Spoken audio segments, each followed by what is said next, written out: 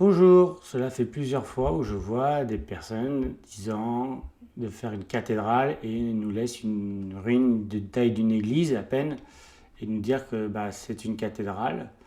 Dans mon club, l'élément le plus représentatif c'est celui-ci, qui est déjà de belle taille, mais j'envisage avec le nouveau projet de Noël de PW de pouvoir en faire une cathédrale qui ressemble à une cathédrale.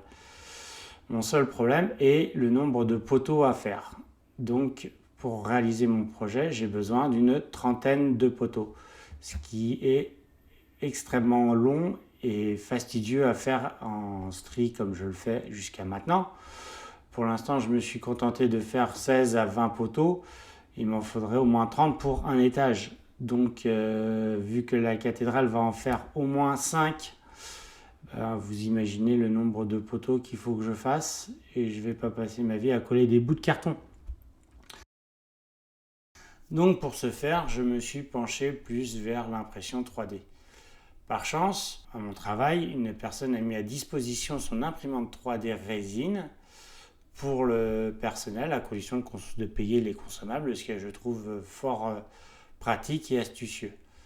Donc je vais devoir réaliser ces poteaux. Alors, je vais les faire de deux tailles, la taille standard, comme sur la photo ici, bien que améliorée, et une hauteur double, parce que c'est comme je veux aller haut dans le ciel, je me suis dit qu'au lieu de faire deux poteaux qu'on emboîte, en faire un plus grand, ce serait peut-être pas une mauvaise idée. De plus que les murs seront aussi 2 fois plus grandes pour pouvoir faire des grands vitraux et que ça soit beaucoup plus pratique. Si je mettais un plancher ou un semi-plancher entre les deux, cela poserait problème. Donc l'imprimante qui nous met à disposition est une photo mono X6K, un très bon modèle. En suivant cette vidéo, j'ai appris les bases de l'impression 3D tout simplement. Et donc nous revoilà à vouloir faire un fichier STL. Donc ça, ce sont les plans sur Inkscape qui me servent pour ma découpeuse laser, celle où j'ai fait les différents modèles.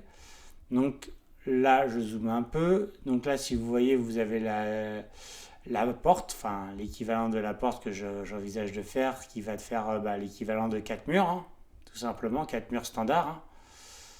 Enfin, oui, 4 murs standards, tout à fait.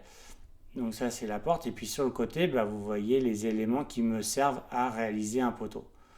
Donc je vais les sélectionner et je vais les enregistrer en format DXF pour pouvoir transférer tout ça à Fusion 360 parce que c'est ce logiciel-là qui va me faire des fichiers STL.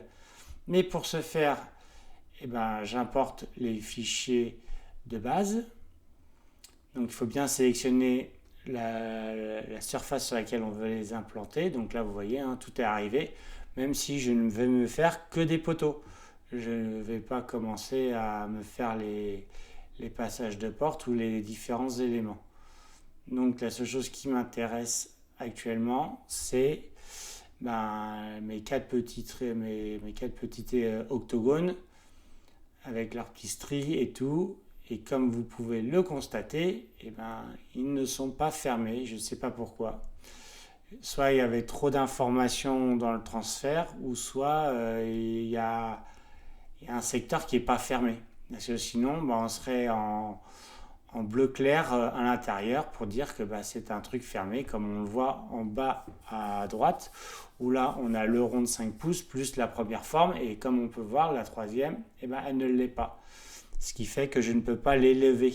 Parce que comme la surface n'est pas fermée, Fusion ne peut pas élever une figure qui n'est pas fermée, intégralement fermée. Donc ça veut dire qu'il doit y avoir un petit jeu ou il doit y avoir quelque chose qui ne lui convient pas.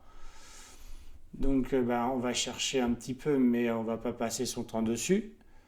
Donc à première vue, ça avait l'air bon pourtant. Bon, le logiciel a toujours raison. Vous voyez, il y a plein de contraintes de parallélisme et tout, mais c'est pas grave. Donc me revoilà exactement comme si ça devait être fini, mais ce coup-ci, je peux les élever. Donc là, je me retrouve avec les mêmes éléments que tout à l'heure. Donc je vais les élever, hein, tout simplement. Donc là, j'élève d'une certaine cote. Là, dans l'arborescence que vous ne voyez pas, je renomme tout simplement les pièces pour pouvoir m'y retrouver tout simplement. Donc là, maintenant, c'est une pièce de 2 mm exactement comme si c'était du papier, enfin, comme si c'était la découpe carton, hein, tout simplement. Je fais la même chose ici. Donc là, je lève aussi de 2 mm.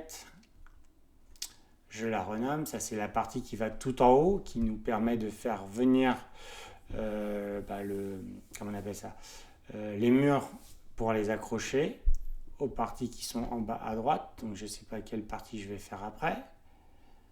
Voilà. Ensuite, on passe auquel, sachant que là, on est déjà en accéléré x2. Donc on va passer à la partie extérieure du poteau ou intérieure. Extérieur. Donc là, j'élève l'extérieur. Donc de 2, mais bon, ça c'est la partie qui est la partie basse du poteau, c'est ce qui permet donc de s'encliquer dans la partie basse ou juste en dessous on aura le plancher qui va être en 2 épaisseurs qui va nous permettre de pouvoir maintenir le plancher en place. Et ça c'est la partie où en fin de compte on va accrocher tous nos... Ça c'est là où les crochets des murs vont s'accrocher. Et puis tant qu'à faire, je me demande si ça valait pas le coup. Je vais tout les faire. Enfin, toute la base du poteau sera dans cette position-là. Moi, je le faisais pas avec mon carton parce que comme la surface, ça me coûtait du temps de découpe. Donc, du temps de découpe fait que ça allait moins vite. Alors qu'en impression 3D, moins t'en mets, plus tu économises sur la matière.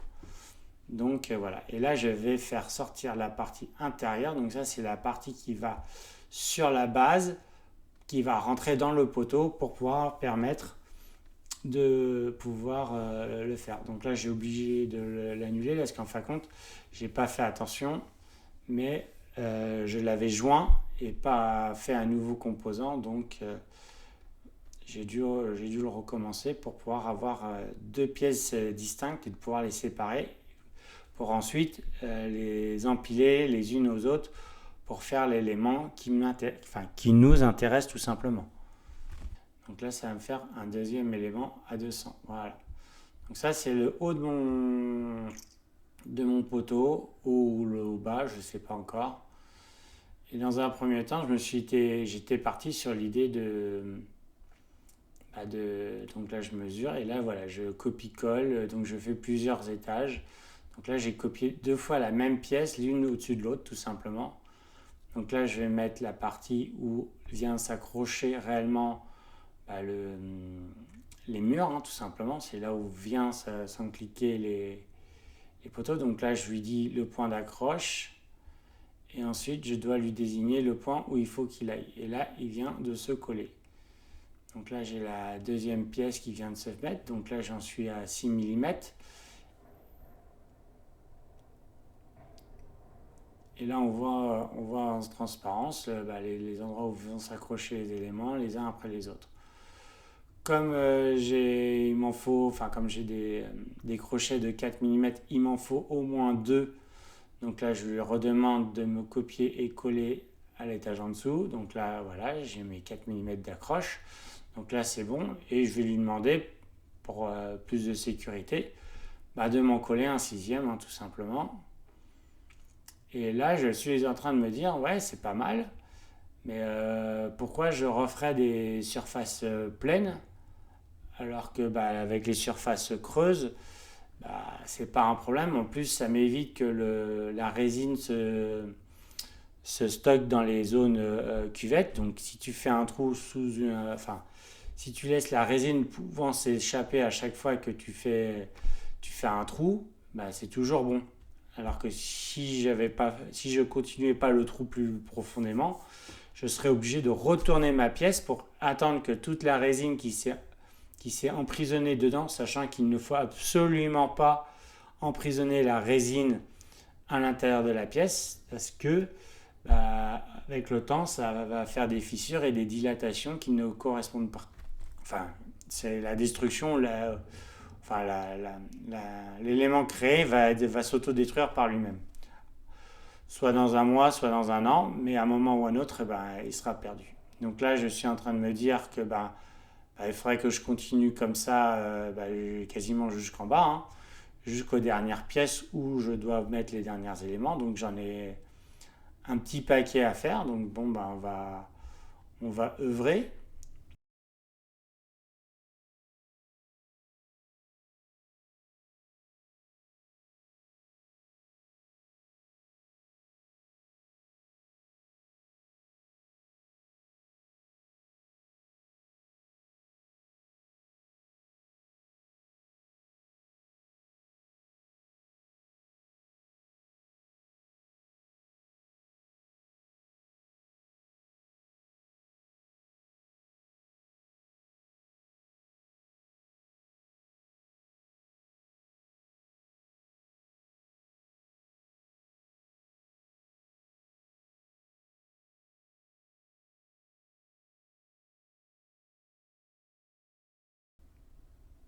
Donc là, on a collé les deux premières parties, et sauf que là, il faut coller correctement cette partie-là à l'autre.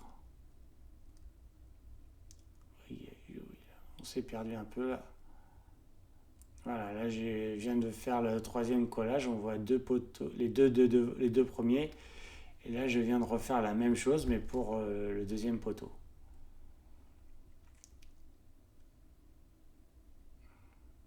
Et là par contre je change de technique, au lieu de coller les pastilles les unes aux autres, je vais demander qu'il étire la pièce que j'ai déjà créée qui faisait 2 mm à la distance que j'ai demandé.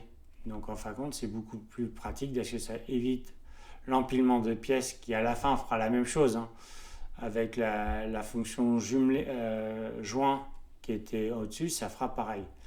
Mais l'avantage c'est qu'en temps et en praticité c'est beaucoup plus rapide. Vous voyez, je lui dis juste la bonne hauteur que je veux et qu'après je peux contrôler avec le truc inspecté. Vous voyez, là je suis arrivé à 70 en 2 secondes, alors que de l'autre côté j'avais mis un certain temps à empiler mes strates par strates. Et voilà, donc là je suis à 70. Donc là à 70, pour la partie, grand poteau, là il va falloir que je passe la partie crochet. Et le problème de la partie crochet, c'est qu'il faut que je fasse une partie libre comme ça, assez longue, pour pouvoir y incorporer le poteau, enfin le mur tout simplement.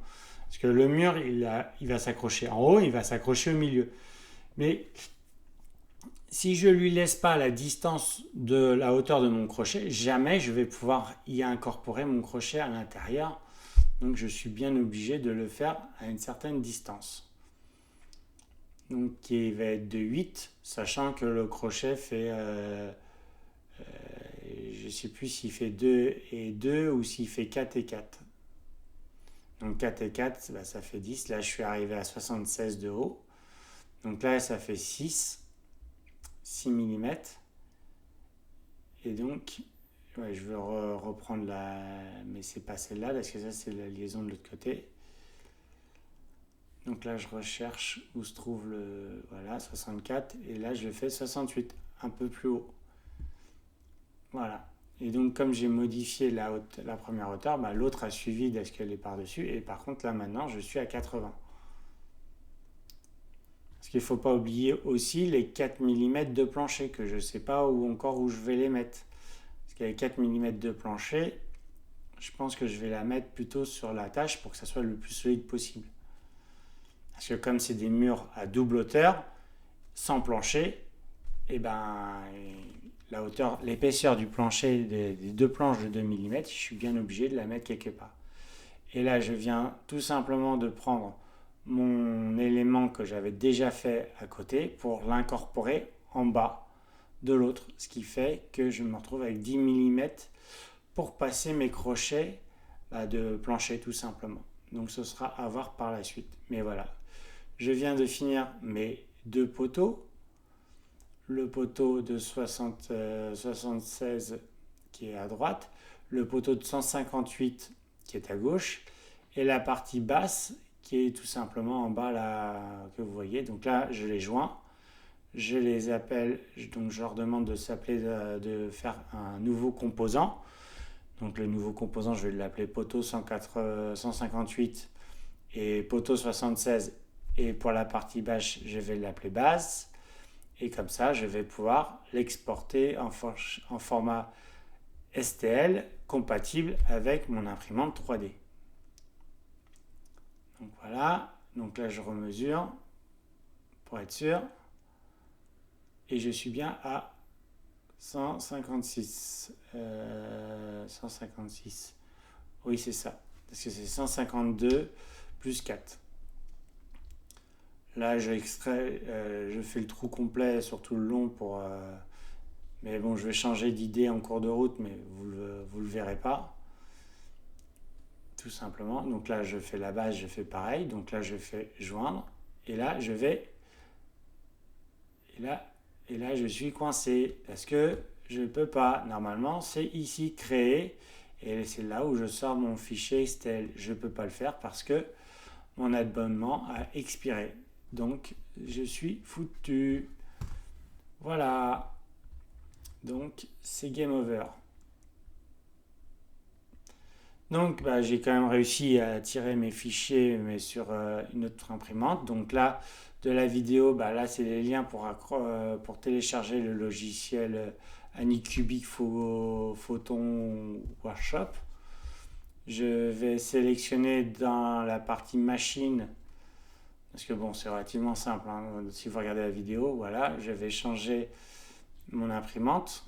Donc là, c'est la résine que j'utilise, qu'il faudra que je modifie. Bon, elles sont toutes à peu près compatibles, mais des fois, ça peut changer les paramètres. Donc là, je fais ajouter une imprimante. Là, je sélectionne l'imprimante que j'ai besoin. Donc, vous voyez toute leur gamme. Donc, celle que j'ai au travail, c'est celle-ci. Donc, je l'additionne. Donc, comme ça, les paramètres de la surface de travail sont déjà incorporés. Je n'ai pas besoin à m'y occuper.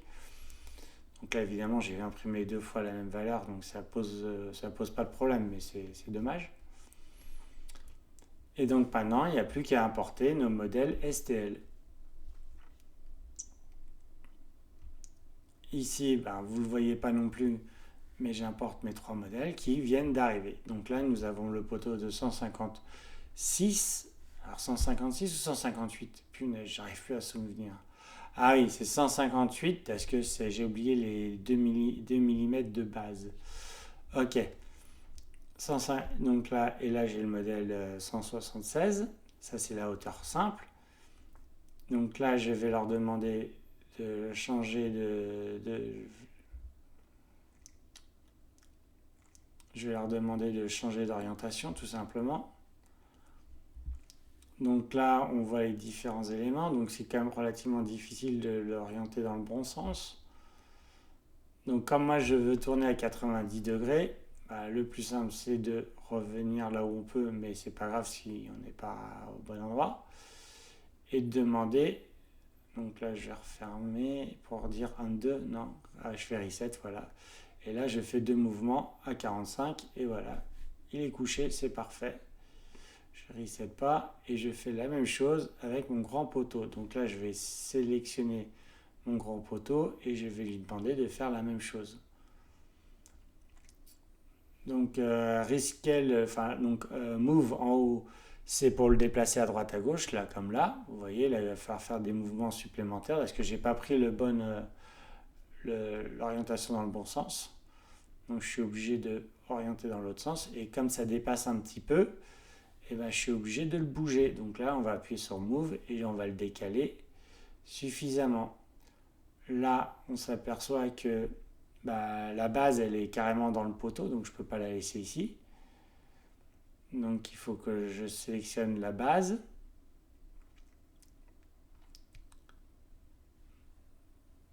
Donc là, je sais... Ah non, je bouge le poteau d'abord. Bon, moi, ça marche aussi. Mais ça va pas marcher longtemps, mais bon. Voilà. Et la base, et donc là, je peux la déplacer. Maintenant que tout le monde est bien disposé, ça me va. Il n'y a personne qui passe en dessous. En violet, on voit les points de contact. Donc, je vais demander de l'impression. Donc là, je lui demande de site. Il me dit que les deux éléments ont besoin de pieds, d'être surélevés pour pouvoir faire une impression correcte. J'ai dit que pour essayer, je vais dire non et que je veux que tu commences à les saisser dès le départ.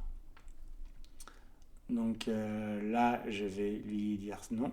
Et donc là, voilà, il m'a tout traduit. Donc là, on voit le temps, évidemment, c'est derrière. Mais là, il y en a pour 1h18. On voit la quantité de produits qu'on va utiliser, qui est à peu près, là, c'est 100 millilitres. Et à peu près le prix, sachant que c'est en fonction du prix de la résine et la valeur qui n'a pas été rentrée, parce que là, il y a marqué 20 $. Non, il n'y en a pas pour 20 $. Le volume de la résine que j'utiliserai, c'est 22 € le litre. Et donc là, un dixième. Donc un dixième de 22 €, ça fait 2,50 €. Donc là, si on déplace la petite flèche comme j'ai fait, on voit les différents éléments qu'on fait. Donc là, on est tout en haut. Et puis après, il faut juste sauvegarder le fichier et l'envoyer directement à l'imprimante. Donc voilà, je viens de sauver mon fichier STL qui va me donner ça à peu près pour l'envoyer à l'imprimante. J'aurais pu très bien le faire en vertical, tout vertical. D'ailleurs, je l'ai fait. Et là, je reviens en arrière. Bon, je pense qu'on va pouvoir se couper avant. Mais c'est pas grave. Donc je l'ai fait en vertical, sauf que la différence de vertical de horizontal, c'est le temps. Vous voyez, il y a moins de 100 millilitres. Là, le prix en dollars, on est toujours pareil. Par contre, il y en a pour 8h58